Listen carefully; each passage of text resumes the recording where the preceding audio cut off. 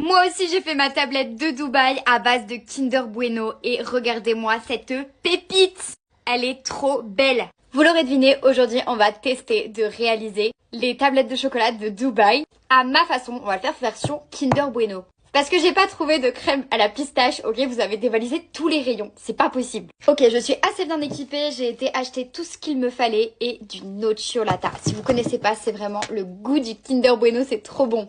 J'ai un moule comme ça parce que j'ai pas de moule à tablette, donc écoutez, on va essayer de faire avec les moyens du bord. J'ai envie que ce soit joli, du coup j'ai acheté du chocolat blanc pour pouvoir le mettre en dessous de la tablette. Vous allez voir, du coup j'ai pris du chocolat blanc à dessert, tout simplement. Les portions, ce sera clairement du pif. J'ai mis 8 carrés comme ça de chocolat blanc que je vais venir faire fondre au micro-ondes. Ça part faut 1 minute. Ok, donc là ce que je vais faire, c'est que mon chocolat, il a bien fondu. Je viens le touiller avec une cuillère et ce que je vais faire, c'est que je vais venir faire des espèces de petits éclats.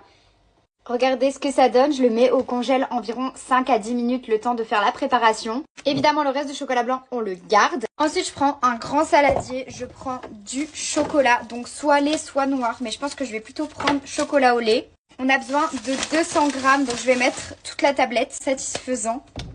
Ça part au micro-ondes pendant 2 minutes. Une fois que ça a bien fondu, tu reprends ton moule dans le congèle. Regardez ce que ça donne, j'adore. Et là on va venir verser la moitié, voire les 3/4 du chocolat pour faire la bonne base en dessous de la tablette. En fait pas, c'est assez simple, vous avez juste à verser. Ensuite l'idée ça va être de venir créer le moule de la tablette.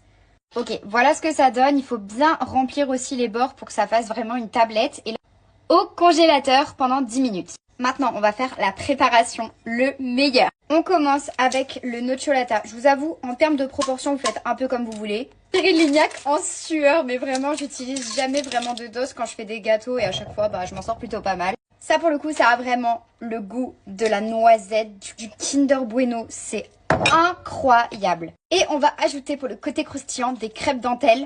Vraiment le gâteau que plus personne n'utilise, mais maintenant il est presque en rupture de stock partout sur TikTok parce que c'est dans ces tablettes. C'est par petits paquets comme ça, donc mon moment préféré de tous les temps.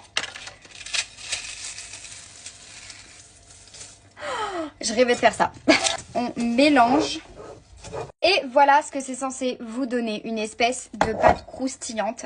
Ok, ça fait à peu près 10 minutes que je l'ai mis au congélateur. Voilà ce que ça donne. Maintenant, on va ajouter sa préparation à l'intérieur. On peut tout verser sa préparation.